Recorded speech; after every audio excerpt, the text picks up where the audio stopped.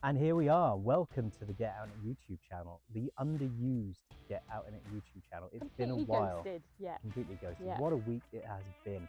How are you, Maria Herring? Very well, thanks, James Bale. I'm in the forests of France. It's stopped raining. The sun is trying to come out. I'm doing pretty well. How are you doing? Yeah, not too bad. Not too bad. I'm looking forward to explaining to people why we haven't been using the YouTube channel and explaining what is going to be coming in the future. Okay. So I best we go for a hike and get into it, shall we? Let's get out in it.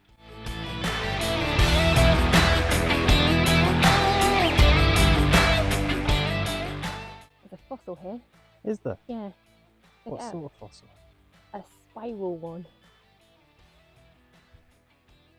So yeah, we've decided to, going forward, we're going to use the YouTube channel to tell stories about training, racing and travel.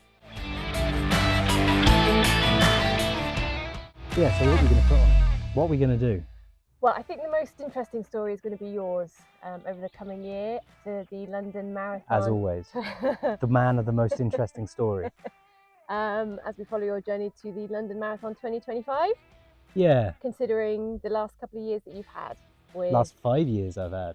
So why is my journey to the London Marathon in 2025 of any interest to anybody?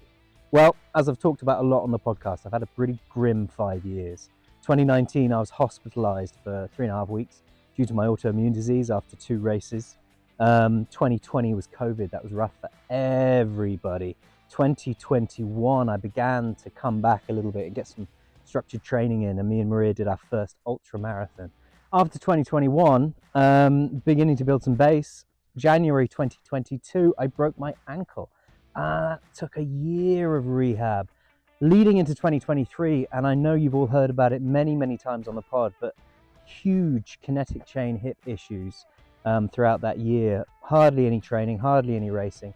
Now it's 2024, and I'm beginning to build some base again. So I've decided to focus all my energy on that single London Marathon race.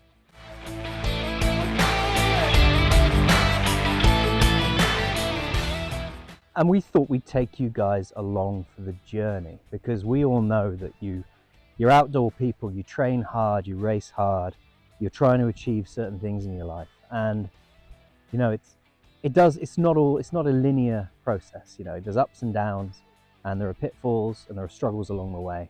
One of the most important things to remember is that what you see online is not an accurate reflection of reality. What you see from people being their best selves and living their best life isn't everyone's day-to-day, isn't even their day-to-day. It's simply edited out, over-filtered bullshit.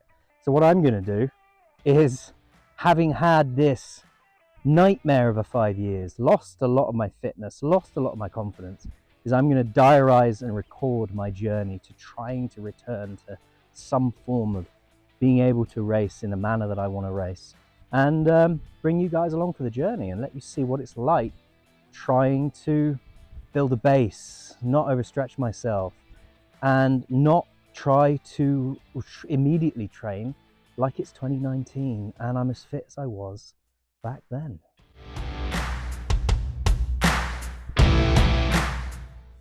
And what part are you going to play in all of this? Is it just me? Is it just me making videos on YouTube? Or are you going to pop up every now and again? Yeah, I'm shit at content.